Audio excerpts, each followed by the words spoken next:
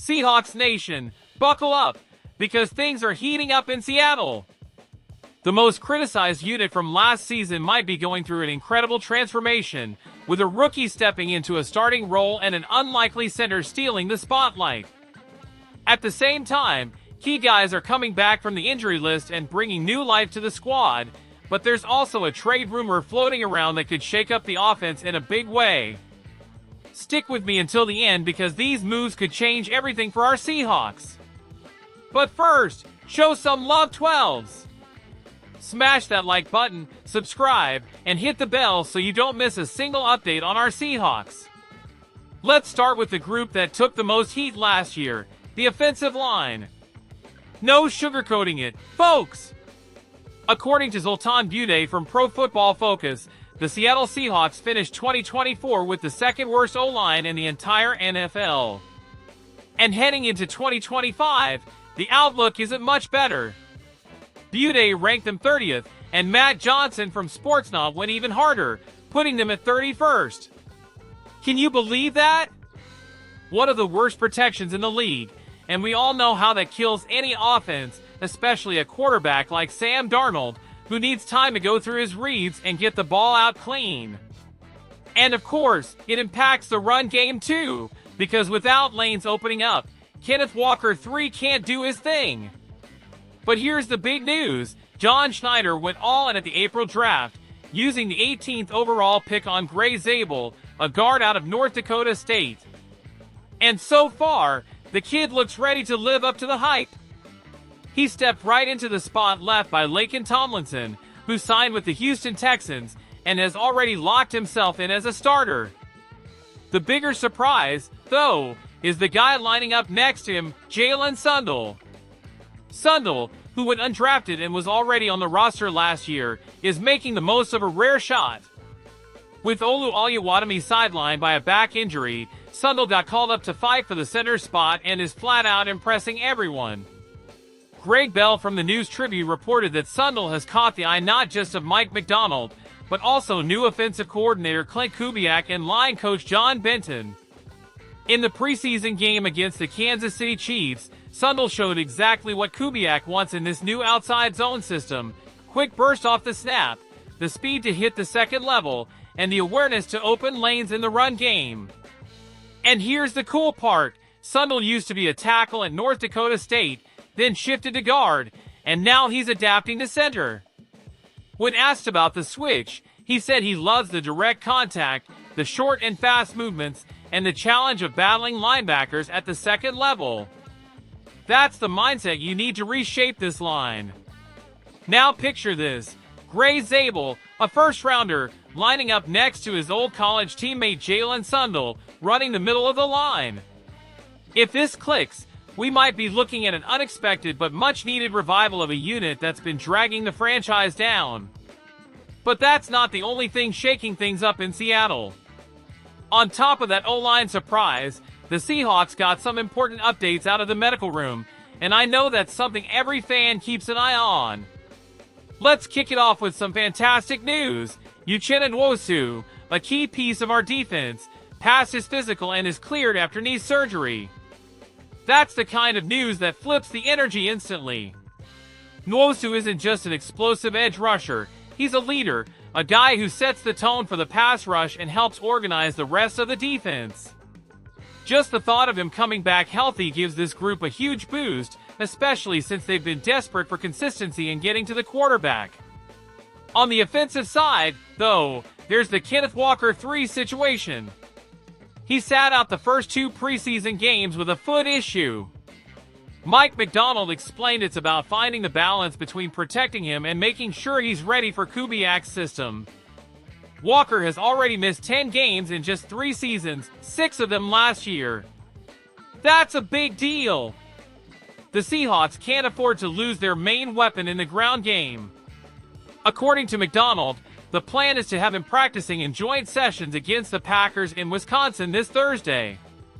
That's the kind of moment where fans hold their breath, because we all know Walker at full health is a difference maker, but any setback could turn into a nightmare. And it doesn't stop there. Rookie wideout Torrey Horton scared everyone when he twisted his ankle against the Chiefs. But McDonald said it wasn't serious.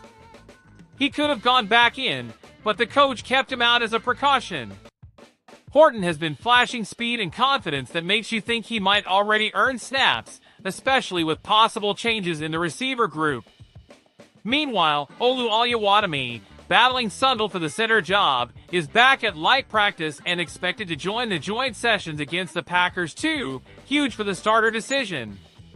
And linebacker Tyrese Knight, who's been dealing with a knee issue, should be good to go for the season opener against the 49ers. So yeah, the injury room's been busy, but the latest updates sound more encouraging than scary. And hey, quick pause, if you're into this kind of deep dive with analysis and behind-the-scenes updates, drop a like and subscribe, because there's still more coming in this video, and trust me, you won't want to miss it. Now let's get into the rumor that's got people buzzing, a possible trade involving Marquez Valdes-Scantling. That's right, the wide receiver who just signed with Seattle on a one-year, $4 million deal is already being floated as trade bait. NFL trade rumors via Logan Ulrich dropped the report. At first, it sounds crazy. But if you take a closer look, it actually makes some sense. MVS has always been known for his speed and ability to hit big plays.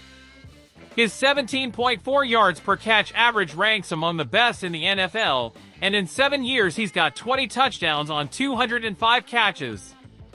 Those are solid numbers. But the truth is, he's never been consistent. Drops, lack of steady production, a career full of ups and downs. That's why analysts believe he could be moved, even though he just got here. Teams around the league are desperate for speed at wide receiver. Washington's dealing with Terry McLaurin drama.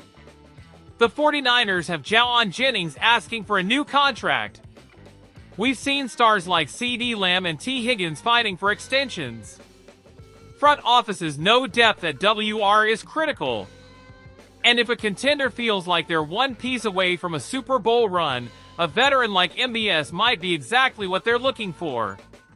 Of course, for that to happen, Seattle needs to feel confident in their own guys.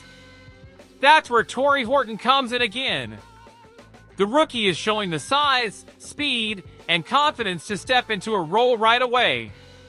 In his first preseason game, he scored a touchdown on his very first catch, in traffic, and followed it up with crisp routes and great body control.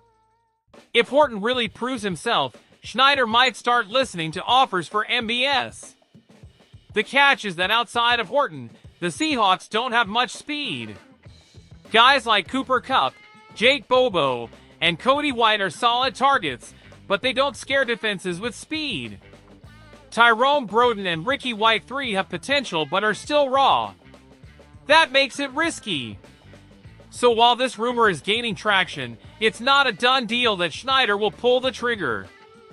But if a team comes calling with the right price, it could turn into a smart move. Bottom line, this Seahawks squad is full of uncertainty, but also full of possibilities. An offensive line that looked dead could suddenly have new life with Gray Zabel and Jalen Sundle. A medical room that had fans worried is starting to bring back good news with Nwosu, Walker, Horton, and Knight. And a trade rumor that could reshape the offense if Schneider decides to roll the dice. That's why I always say, being a Seahawks fan means living on the edge. You never know what tomorrow holds, but you always feel like something big is right around the corner. Now I want to hear from you 12s. Do you think Sundle has earned that starting spot? Can Walker finally stay healthy and be the motor of this offense? If you were in the front office, would you keep or flip MBS? Drop your thoughts in the comments. I'll be reading them all. And don't forget, smash the like button, subscribe, hit the bell, and ride with us through this season that's shaping up to be one wild ride. Go Hawks!